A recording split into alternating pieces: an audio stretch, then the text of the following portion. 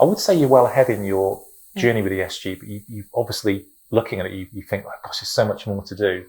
What would you advise those who are just about to start their journey into ESG, into reporting, into trying to work out their impact in this area? Do you know, I would say immediately, don't be frightened. The majority of companies have the information. What they haven't done is pull it together and look for a practical strategy to improve. So I mentioned that, you know your revenues, you know your sales, you know your target markets. You can talk to your employees, you can talk to your customers, what's important to them, what regulations are coming along, what initiatives are they running? Is there someone that you could work with? And you gradually start to form a journey, and it is a journey. Now, I think personally, the baseline for me was to start with a best practice framework. And Maintel did that some 9 years ago. So I'm alluding to the international standards, so the ISOs. And if you can look at that as the first part and build forward all of those frameworks, good practice, best practice standards, they all feed into the SDGs. So if you want to take it in small chunks, just build up on what you've got. So if you're looking at the governance side, you've got your reporting, you've got your accounts, you know what's there. That's an easy one to get hold of. The S, talk to your people. Just start talking to them. What's important to you? That's the question that you need to ask them.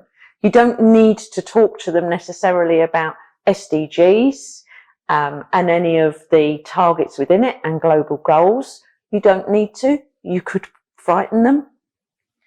But what do they want? If someone comes to you and says, what's important to you? What would you like to see improve in the community?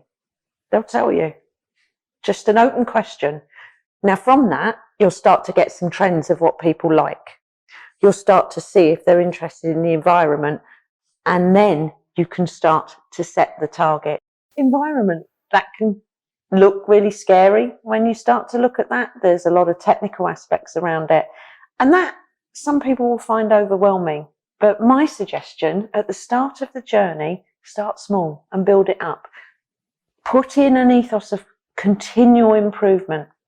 So if the first time you look at this, you can change the stationery to a more sustainable product. You change the lights to LED.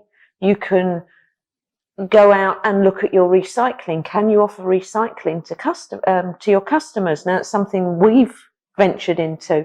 So we found that we can take a customer, their business objective is to move from on-premise equipment to cloud, but actually what happens to that kit? So we found a way to create a circular economy to bring that back, working with one of our partners. Now, that might be a step too far for some people when they start their journey, but look internally. And again, start with the S. With the people, what's important to them?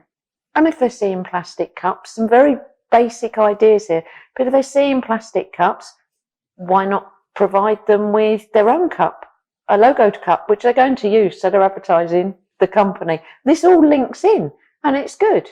And it doesn't then create additional waste, additional impact on the environment.